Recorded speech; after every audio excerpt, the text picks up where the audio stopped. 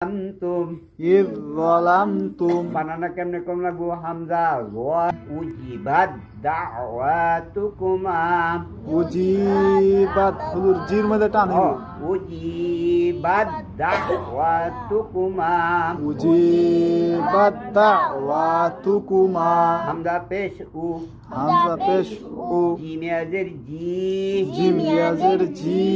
gym ইয়াজের জি gym ইয়াজের জি উজি